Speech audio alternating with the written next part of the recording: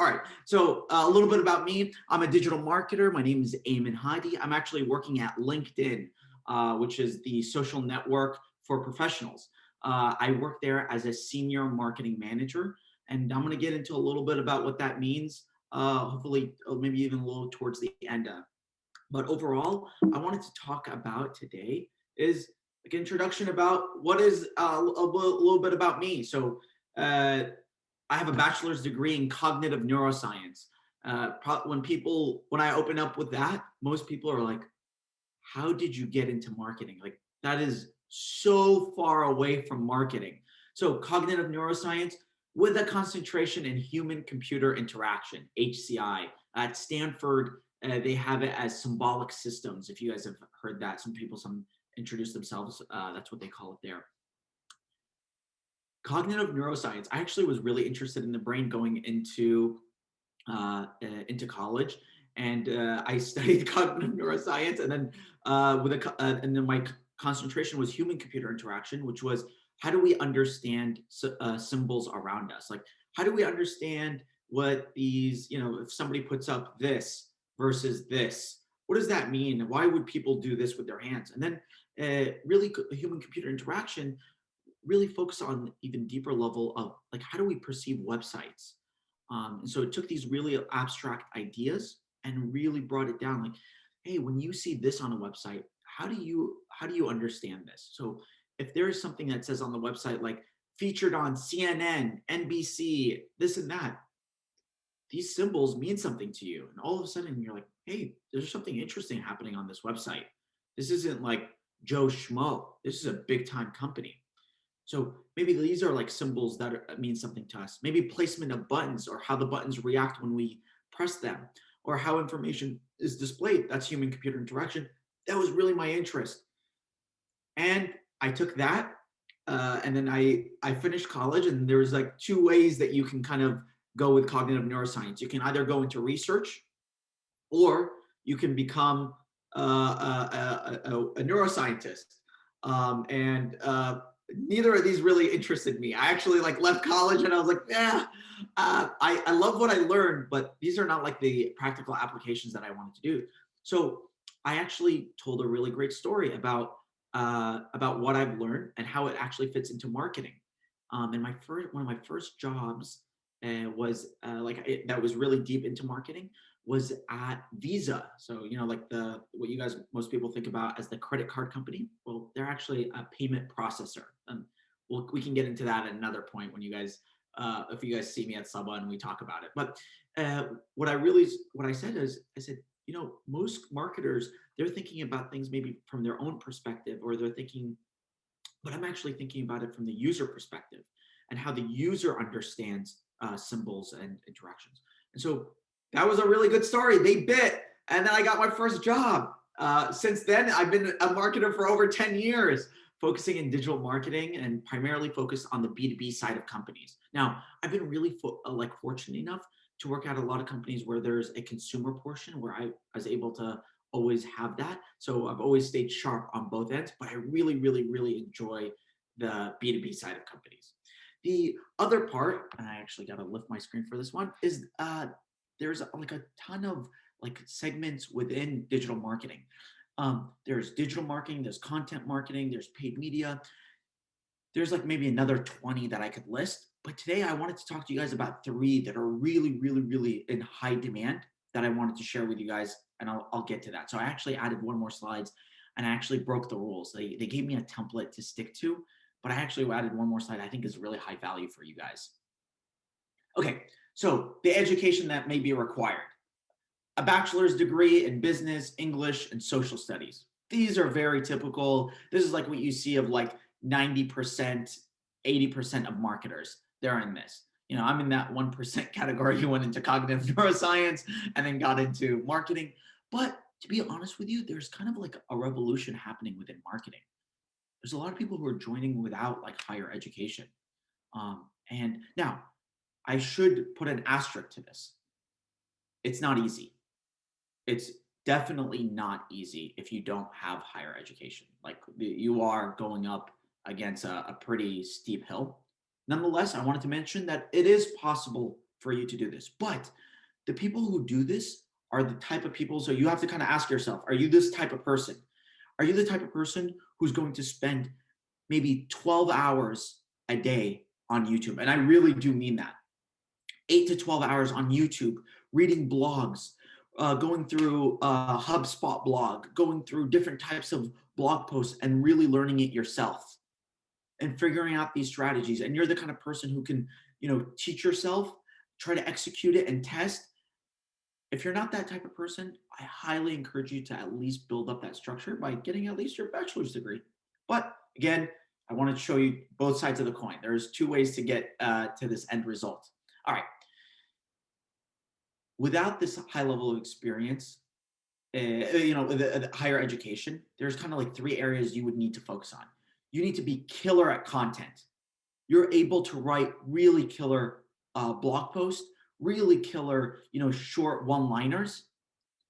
You're able to translate data into stories. So this is going to be really important. So if I give you a data set, to some people that doesn't seem like very attractive, right? But if you're the type of person who's able to look at a data set, think about it like, okay, I see this. This is kind of interesting. What's actually happening here is that users are doing X, Y, and Z, and you're able to tell the story and why you think this story is happening. This is a really killer skill set. And then a creative problem solving.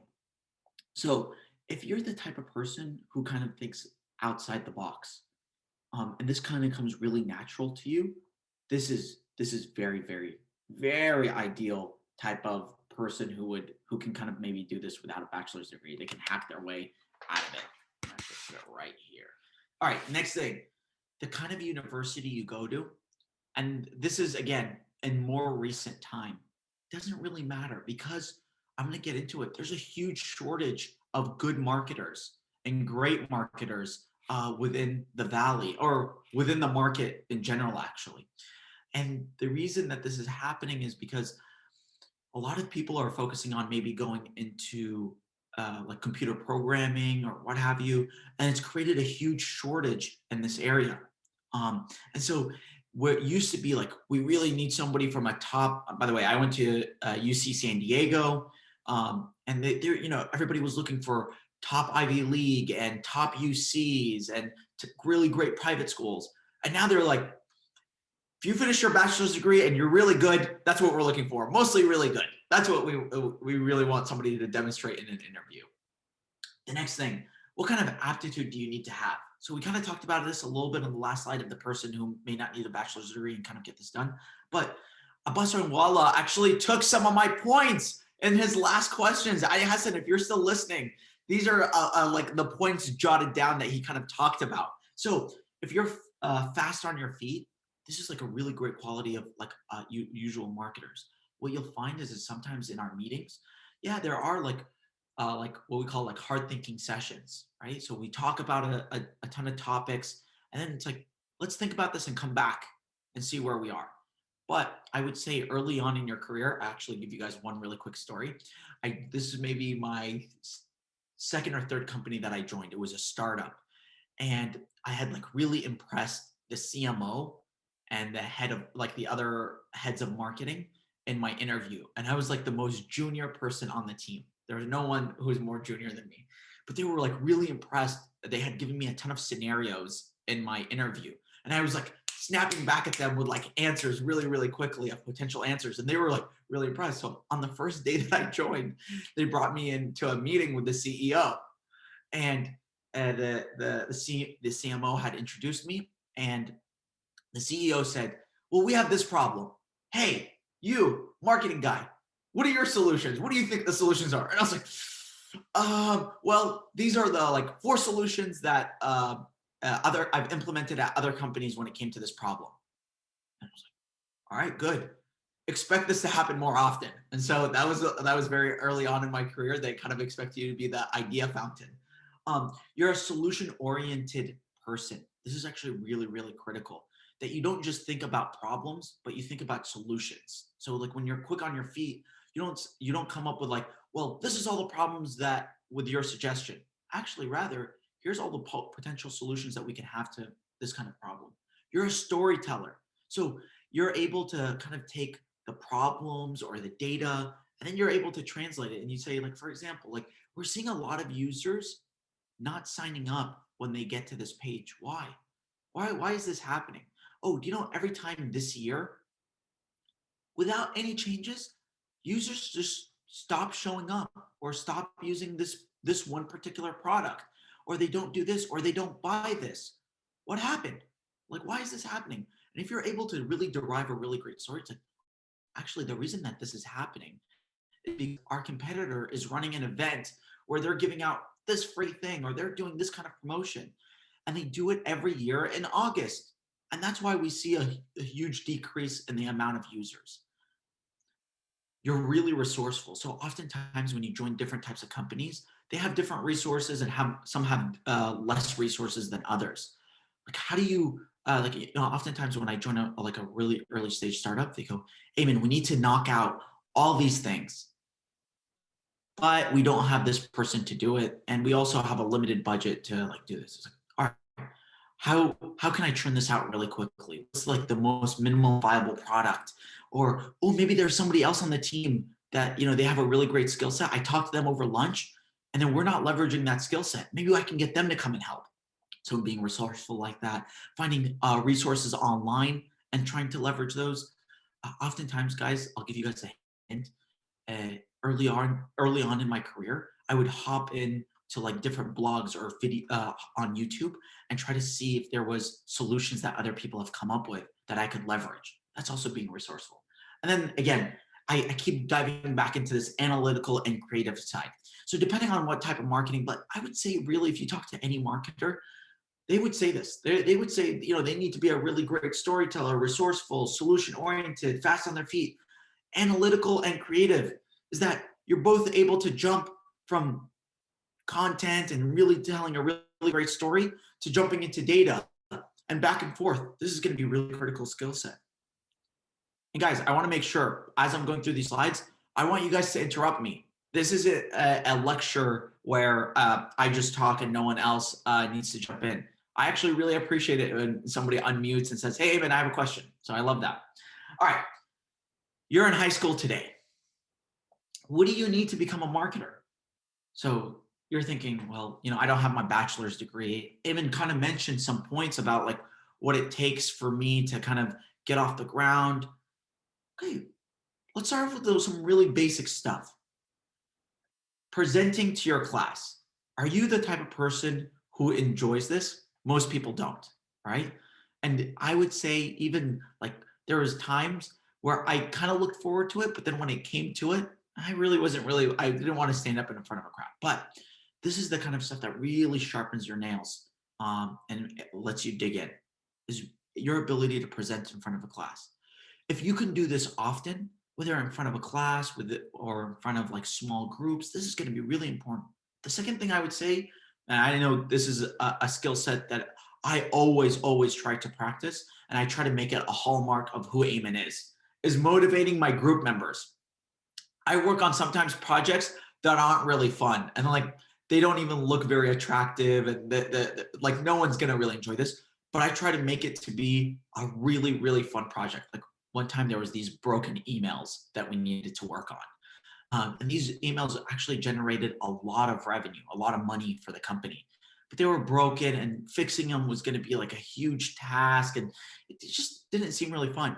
But I got this team together. I told them about like the story of what's going to be what's going to be entailed in this story. I said, if we're able to turn these emails around and we're able to hit revenue back to this, we're going to be able to tell the CEO that this group was able to turn around about $3 million in revenue. Actually, the story turned out that we actually made it to about like $6 million in revenue. And it really blew everybody away. And I kept telling him, I was like, this is what the goal looks like. This is what the end state is. And this is how everybody's going to feel at the end. That was getting my group motivated. The other portion of this is being really organized. I see oftentimes like there's a generality that like in marketing, there's a lot of girls in marketing. There's a lot of females in marketing. Well, I'll tell you guys this. Girls tend to be very organized, and like that's a really critical skill set in marketing because there's new campaigns that you're launching. and there's new efforts and there's new products that are coming out and there's new pieces of content that you have to handle, right? And so if I'm thinking about all these things that I gotta like that are coming my way, I really got to be organized and kind of like think, be able to recall where these things are, be organized of where I can go and find them. This is going to be a really critical skill set, and your ability to learn new technology.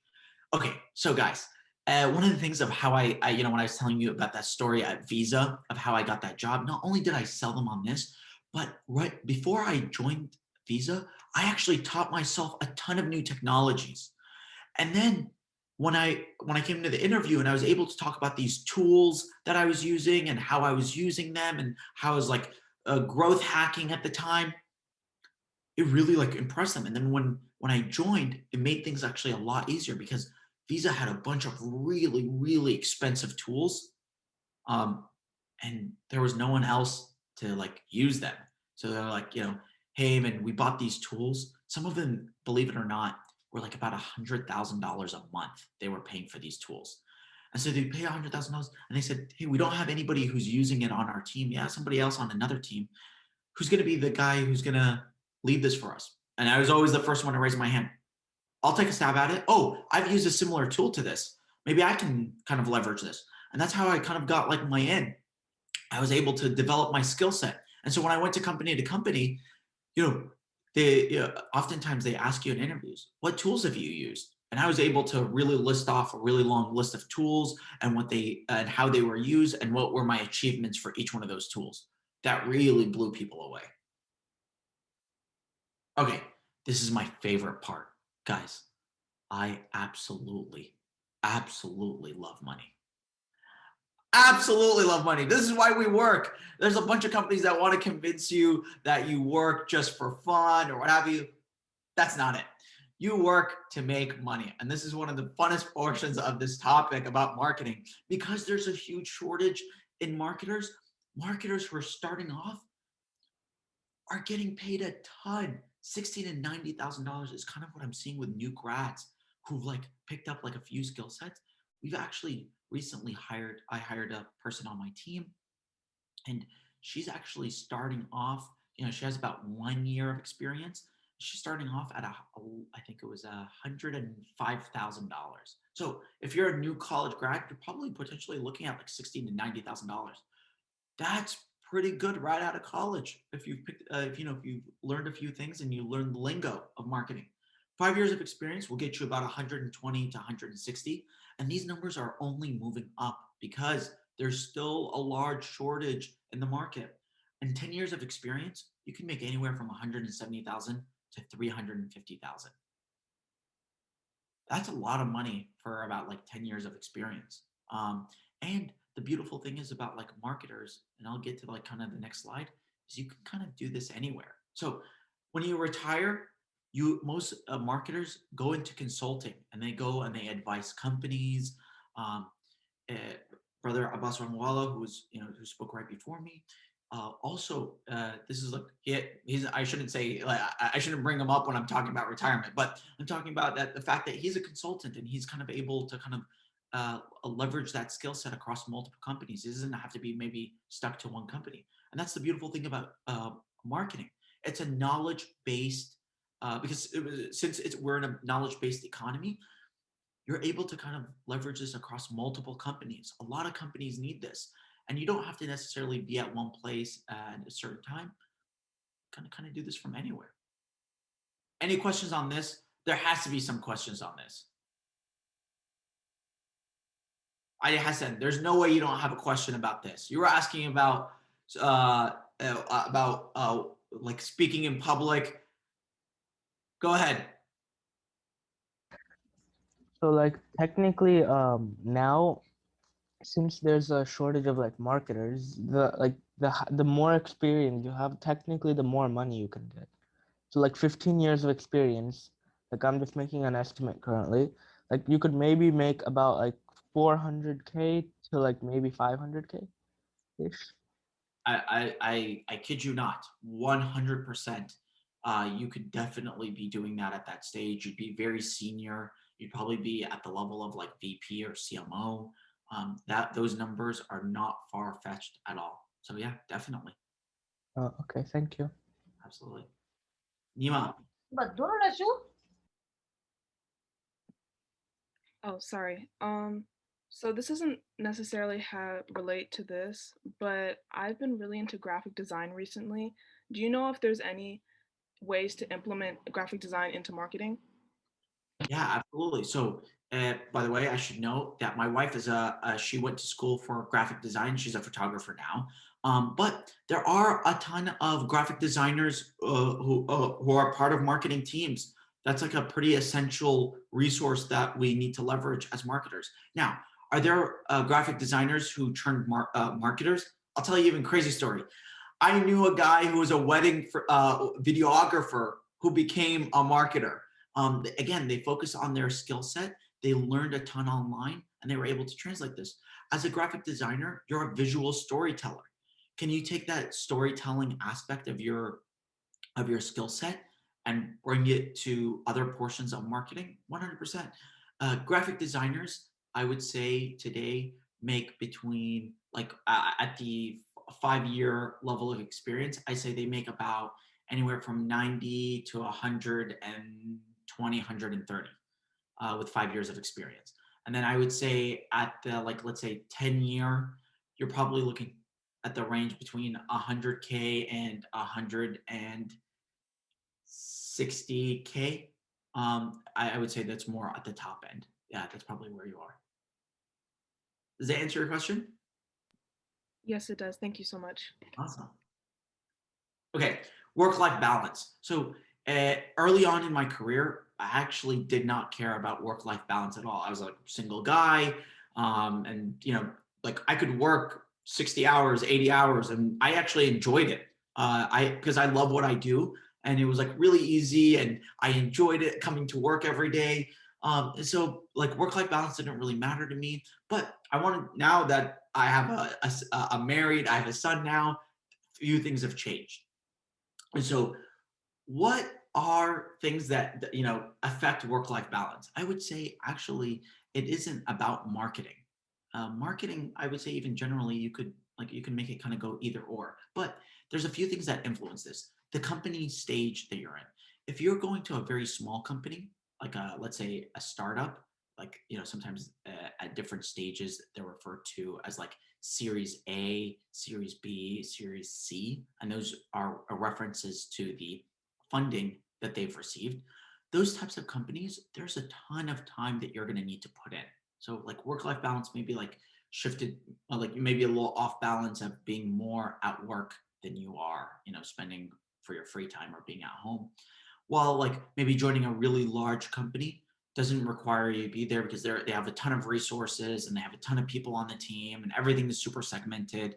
Again, those are not hard and fast rules, but just speaking out in generality. So depending on the company size, the team size, and the culture of your company, there are some small startups that have a really great work-life balance and they really care about like how much time you're in the office.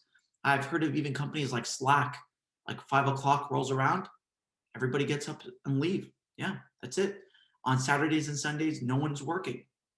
There's been a ton of companies that I've been at that I spend all my Saturdays and Sundays working. And so those were usually like smaller companies, and I was kind of leading all of marketing. So it depends on how much responsibility you take on. But yes, like I said, there are weeks where there's 60 to 80 hours. But I would say generally, like marketing, 40 hours is pretty standard. You can get away with that.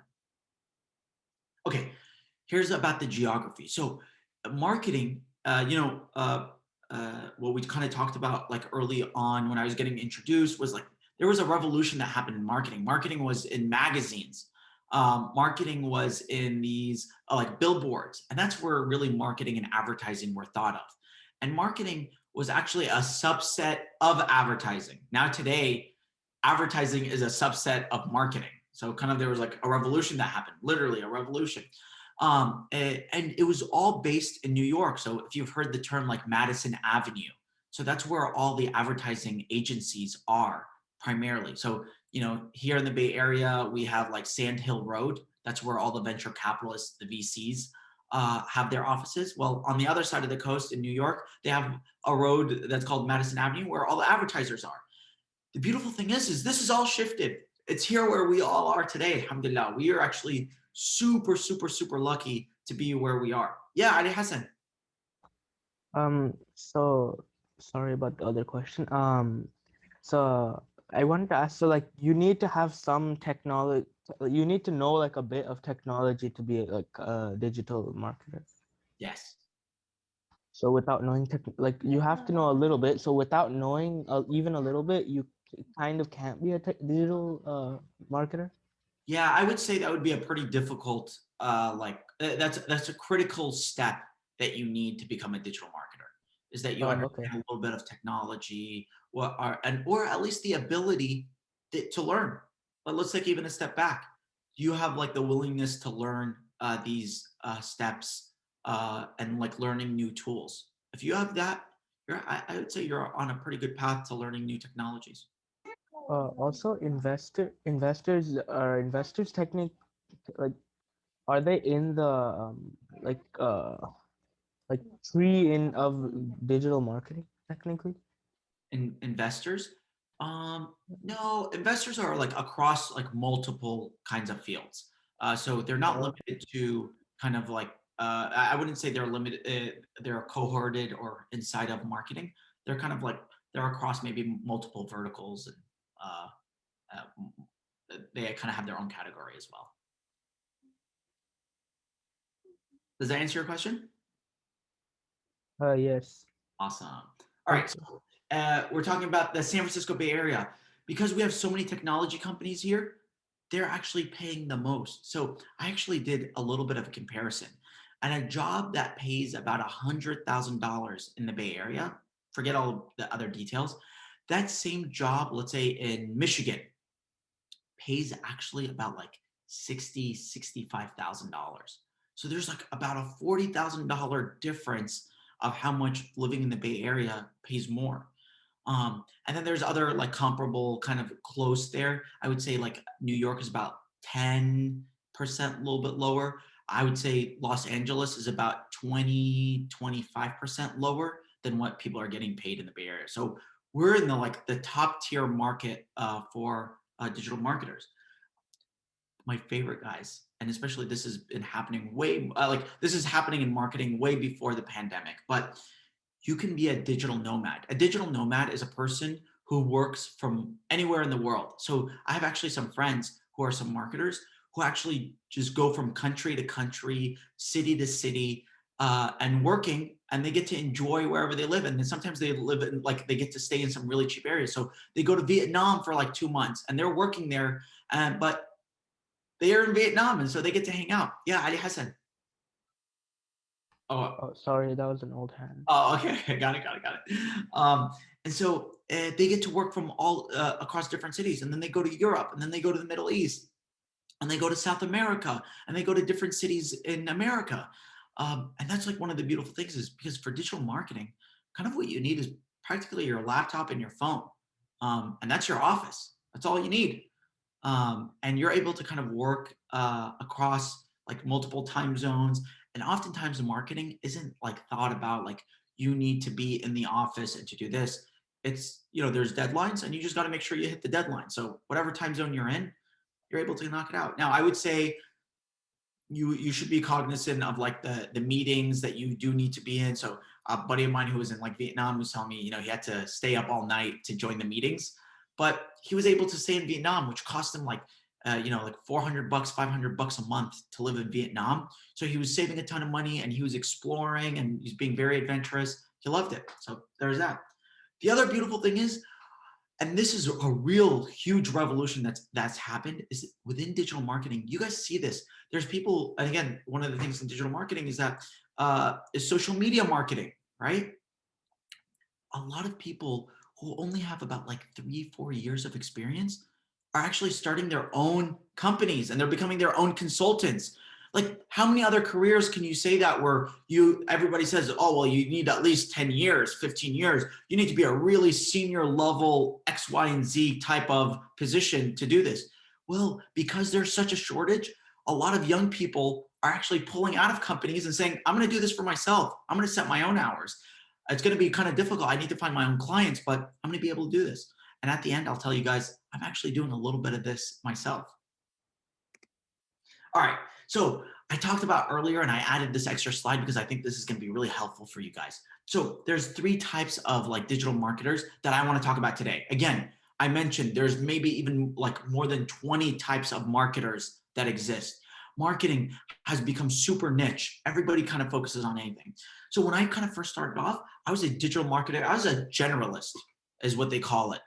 That's what you kind of like most people start off with, is they become a generalist. They're a graphic designer. They're, you know, a videographer. And now and my role was overall strategy. So they'd come to me and they go, Eamon, what are we doing for Google search? What's our campaigns? What are those going to look like? What does email marketing look like? What kind of advertising are we going to do? What kind of trade shows are we going to go to? What are we going to talk about at these trade shows?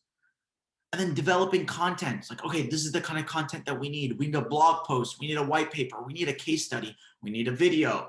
These are all the things that we're going to need. And this is going to help the sales team and the marketing team. Oh, and when we go to this trade show or, when we go to this like industry symposium, this is the type of stuff that we're going to be able to leverage. Like our focus on data and campaign management.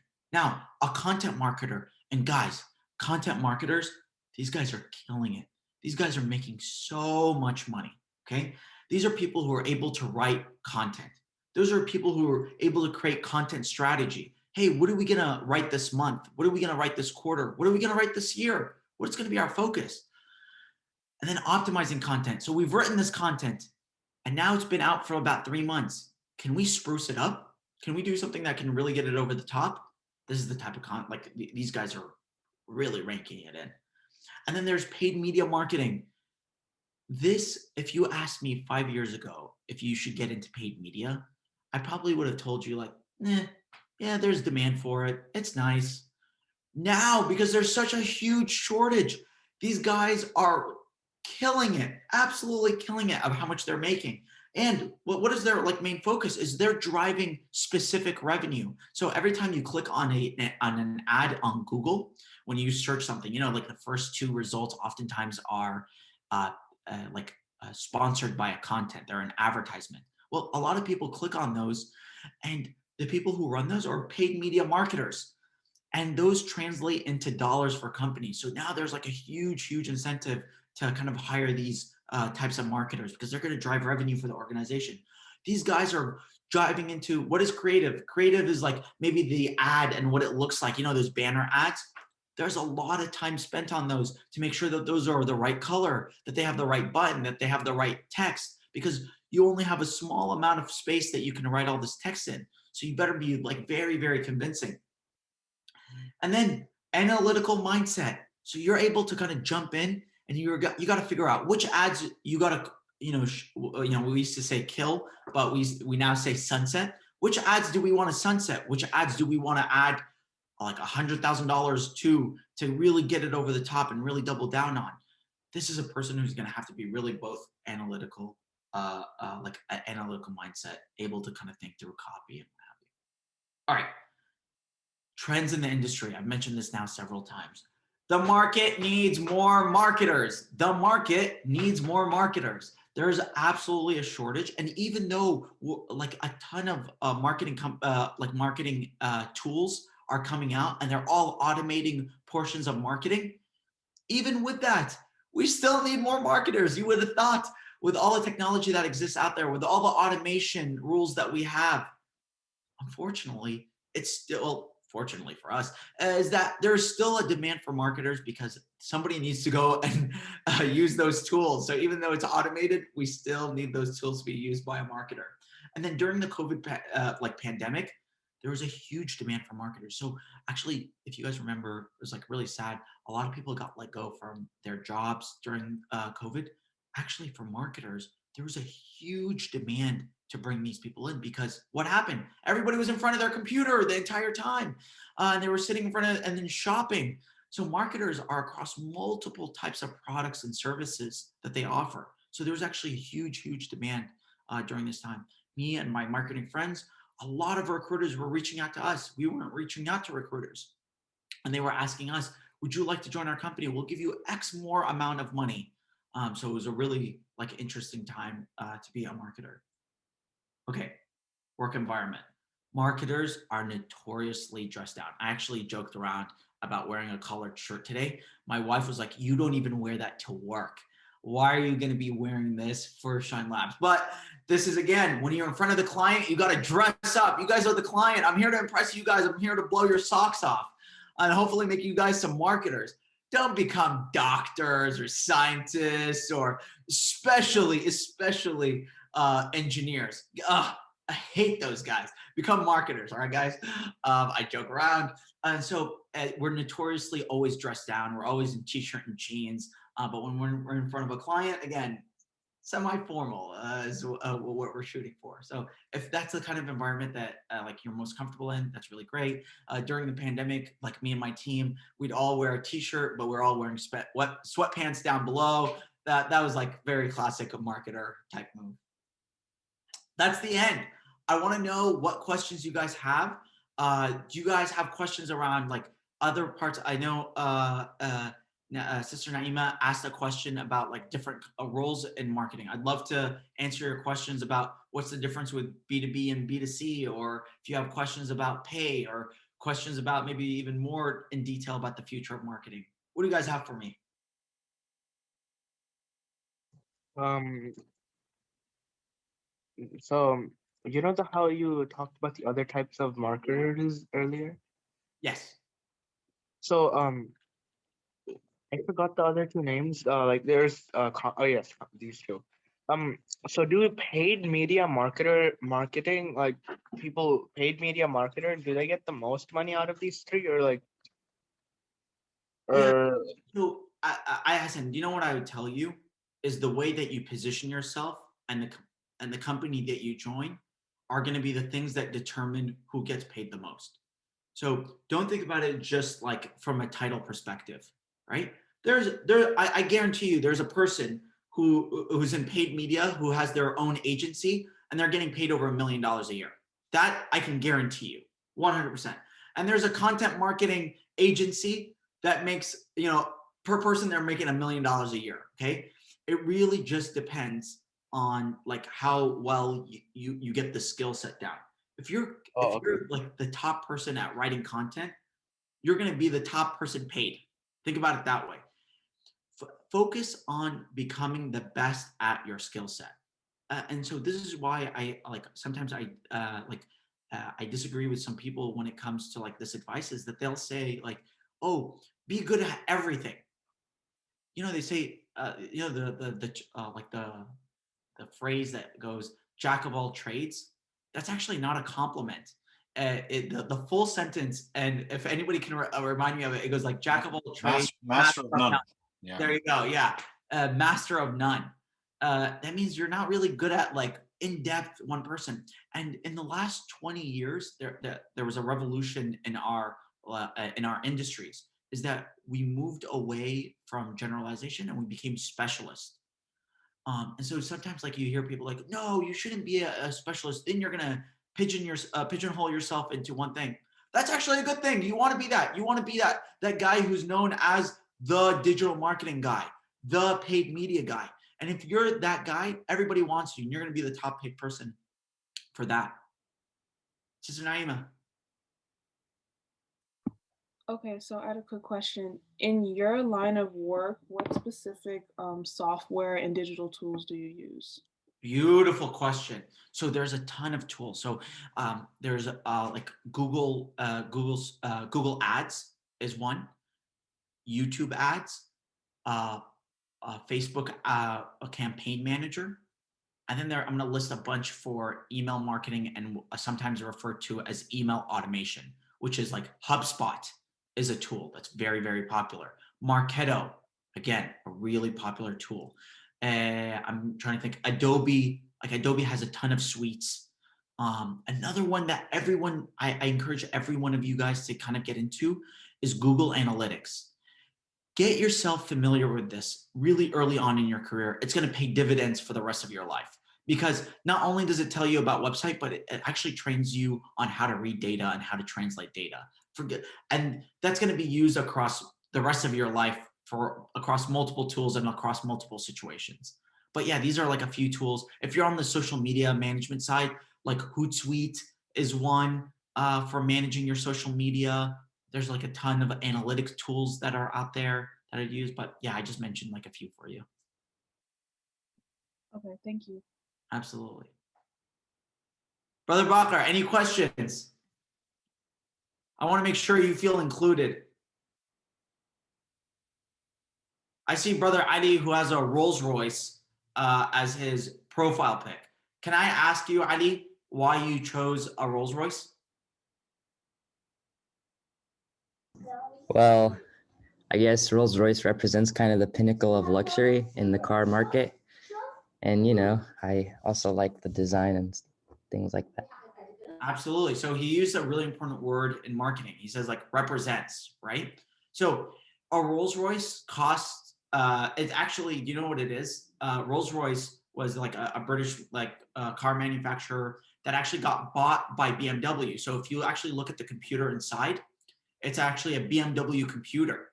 And if you compare that to a 7 Series or a 3 Series, it actually has the same computer inside of it. So what they actually did was, you know, some people joke around, it's an oversized 7 Series BMW.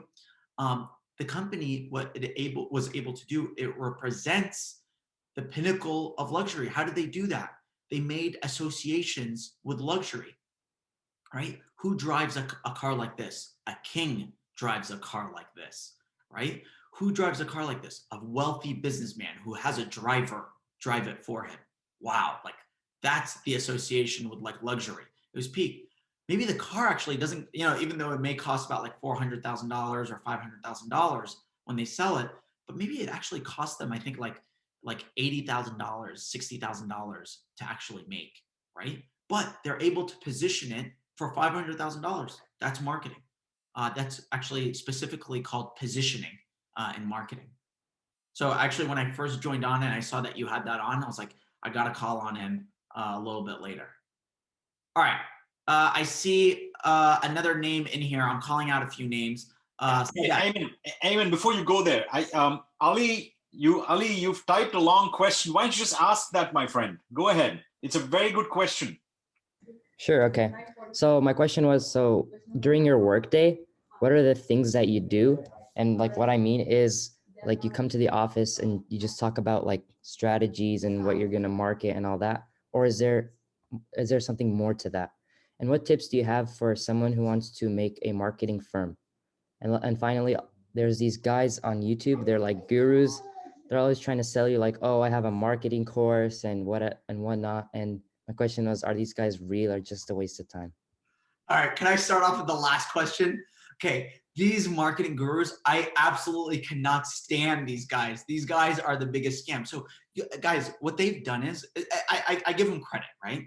What they've done is they have like a skill set and some knowledge, right? And what they're able to do is position it as like the need all be all like type that you need to get into digital marketing. These guys, most of these guys have like 3 years, 4 years of experience, and then they go and build out these courses. Good for them. But oftentimes that information is already online.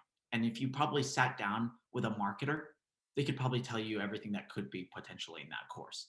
I had a friend who one of these courses, actually I had a friend, if you guys see, Berkeley is selling these like digital marketing courses. So Berkeley, what they're doing is they're leveraging their big name, UC Berkeley.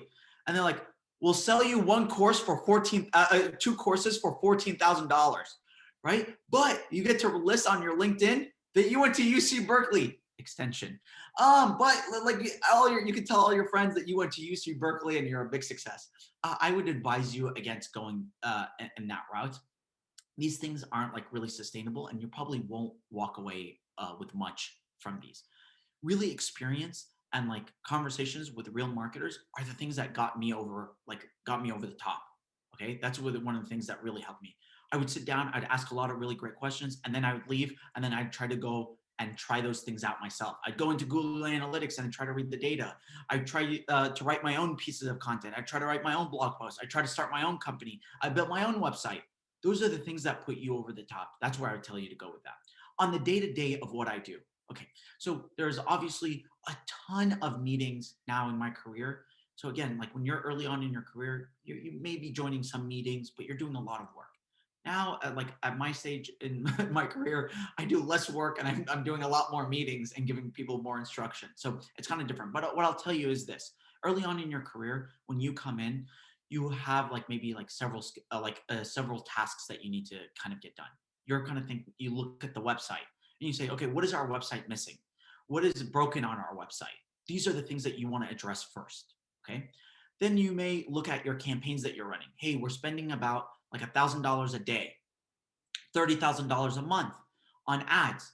Okay, which ads are doing really good? Which ads are not doing so good? Okay, what can I go in there and optimize? And it's like, okay, well, this ad that's generating, let's say, $5,000 in sales for us, okay, from this one ad. Okay, this one is performing really good compared to this other ad that we're spending also like $1,000 a month on it, and it's only generating, $350. Man, we're not getting our money's worth. What's happening there? So you may dive in and then you may change like the pictures that are in there and the content that's in there. And then you start seeing the results. It's like, oh my God, it starts climbing. It does better than the one that's, generating 5,000. These are the things that you're kind of looking for early on in your career. Now in my career, when you get more senior, you focus more on like the strategy. Okay. And then I have a team that I oversee that executes on my strategy. So I have like people who are going into the actual tools that I used to work in. Now they're the ones who are acting within those tools, executing within those tools. And then what was your second question? So I got the third one, I got the first one, and the second one you had. It was about tips for anyone who wants to start a marketing firm. Yes. All right. So I highly encourage you to get started on this. Even if you have like low level amount of experience, there's so much demand in marketing right now. They need somebody to come and do this. They really do. And if you can find a client that's willing to pay you for this, I would say this is one of the ways that you can learn really, really fast. Now, I should mention this. It's really hard to start a marketing agency if you have absolutely zero experience. So if you have no technologies underneath your belt, it's going to become like really difficult for you to probably kind of get this going. One of the things that I was lucky enough, and I'll tell you how I kind of got to what I do. So I actually started off working at a really big company, Visa, and then I moved on to like a medium sized, but it was a public company. And then I started moving down the scale to startups. And then now I'm moving back on the other end and moving back to big companies. Welcome to Silicon Valley. So I actually was able to gain a lot of experience working through these companies, and I figured out all the problems that we had internally. And I said, we can't be the only company that has these issues. So that's actually how I started my company. So I have a company called SCM Campaigns. That's one company. And I actually have a second company that I'm launching called TopRight. And so I have two digital marketing agencies. They focus on different things. But I was able to take kind of the experience that I have from the companies I've worked on, and then I was able to bring those to clients. I would say like working on my marketing agencies is a lot more rewarding, and it's so much more fun to do that than probably to show up to kind of the job, because it's like I see the results for myself, and then I see how happy the client is from these results. And I have like the clients, they continue to refer me more clients, which is like a really great boost of telling me they trust me and they love the results that I'm able to kind of bring in for them. So to start it off, I would tell you maybe first thing, get a little go train yourself on a few tools. And one of the things that you should do is build your own website. Build your own website. Go on Squarespace. Build out a website. Go on WordPress. Build out a website. It's going to be a struggle the first time around, and there's a ton of YouTube videos that can help you. But get that first thing underneath your belt. And I'll tell you guys one last story before I take on any other questions. It was my second year marketing, and I was like, again, very early on in my career, and I said, I'm going to start my own startup. And I actually did this company, and I don't have the website up anymore, called Fixly. And what I found out was, by the way, one of the things that I'm really passionate about is like personal finance and business models. And so one of the things I found out, well, I had like went to go change my oil, and there's a ton of these places that promise you that they can change your oil in under 10 minutes. And so when I talked to the guy about it, I was like, oh, how are you guys able to change oil in 10 minutes, but you're not able to fix like the other types of things in the car that fast? And they said, like, the guy said, oh, well, there's certain things that you can get done really quickly, and those are the ones that we advertise. And then the other big stuff, yeah, like, you know, it's there, they usually come in. So I started thinking about it. I was like, well, what if I actually make a mobile mechanic business that focuses on like 10 things, like oil change, changing your filter, changing your wiper blades, doing X, Y, and Z. And it was like these really simple things that can get done in under 15 minutes, 20 minutes for you. So I built out this website. I hired a team in India to be my engineers. And then I stopped. And I actually I got really busy with work. I got really busy with life, and I didn't end up following through on it. And I kind of thought about it as like I wasted my time kind of like building that. And I spent like money on engineering to build this out. Long and behold, this has now come up in almost every interview I've had. So and then sometimes when I talk to clients, it's like, yeah, I tried to build this up. Do you know what they say? They're like, oh, so you've gone from 0 to 1. You've built something that went from 0 to 1. And that's really important for us. We have a product that hasn't even launched yet. So we need somebody who's going to think about that 0 to 1 story. So it actually paid out dividends for me just to even learn and kind of spend my own money and then kind of building it out. So highly encourage you. If you have a startup idea, get a website up for it. I'm serious. There's nothing to laugh about or, to downplay. If you got an idea or you got a marketing agency, put up a website. Get some clients, talk to them about it. Tell them to go to your website. Ask them what they think. This is going to be my best advice for you kind of getting started. We have a couple of minutes. Any questions? Eamon, if you don't mind, I'll just bring up my screen I want to share this. And let me show you. I'm going to stop sharing. There you go. This, okay? For everyone that can see this. Okay, and I'll give the context for this. First of all, Eamon, thank you. That was a power-packed 60 minutes. That was your protein powder, your almonds, your walnuts, banana, spinach, everything that you could put into the blender. Hopefully, I see Ali is all excited. I mean, there he is, and Naima, thanks for your questions. Ali Hassan, thanks for your questions and thanks for the engagement. There was also a little one from our little sister Sukaina. I don't know, little or not, sorry. Sister Sukaina, right? You asked a great question. Your question sits in the realm of marketing technology. In short, MarTech. There are 500 plus applications that do MarTech, and every day as we speak, a new one is being born, right? So MarTech is very big. Eamon spoke about some of the big ones, right? But there's a host. It is a huge space. So great question. Most importantly, here's what I just wanted to build on one question that came out from Ali Hassan. And this is in context for the entire series for my younger brothers and sisters, right?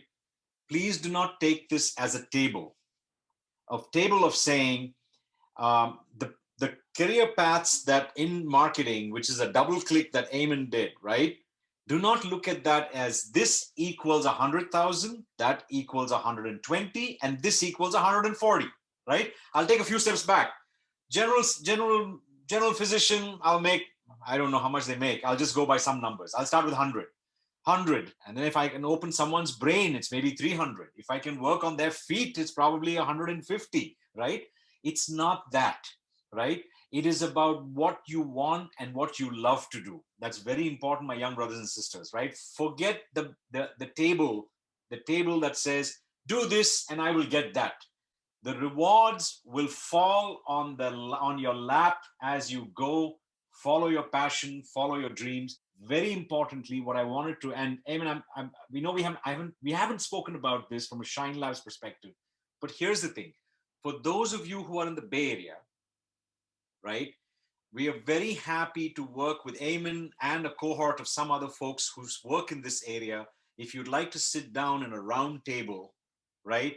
And just get your thoughts out or get some ideas out, right? To say, hey, I love this session. I'm very passionate about it. You know what you've done, Eamon? You've excited my brain to think about a few things, and now I'm bubbling with all these ideas, right? Should I go to a scammer on YouTube, or will TikTok teach me marketing, right? I don't think so. Okay. So what I would recommend is engaging with someone like Eamon, right? All of the folks that we spoke or we got introduced today are busy professionals, people that have day jobs and do stuff, right? What we can do for you, that's what Shine Labs is the platform that brings people together, right? And if you think we need to sit in a little circle, right? We don't have to hold hands because of COVID, right? But and if you have to talk about marketing, you want to bounce ideas off. Yes, for those, I don't know who is from which part of the country here. For those who are remote, we could have, it could be a Zoom plus in-person session. We can make that happen. We need a little bit of planning. This is the email. Please feel free to write to us on this email, and we will see how we can try and bring some people together to give you a little more coaching, a little more mentoring. Everybody, even eagles need a push.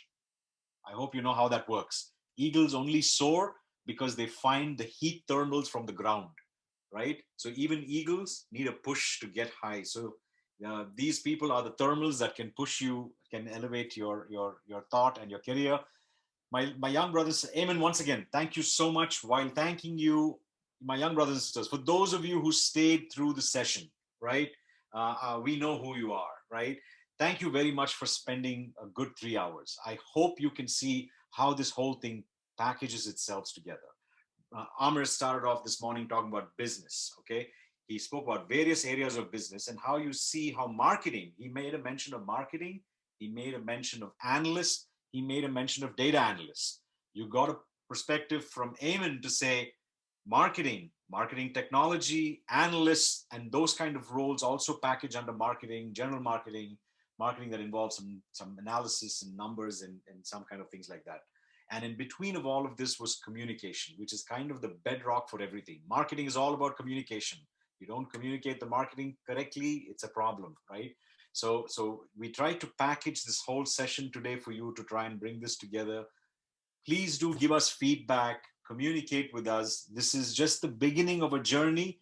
There are people here who are extremely successful, who have seen ups, downs, learned, and would love to share their stories with you, their learnings with you, so that you only go up, you don't have to fall down, okay? That's the purpose of all of this.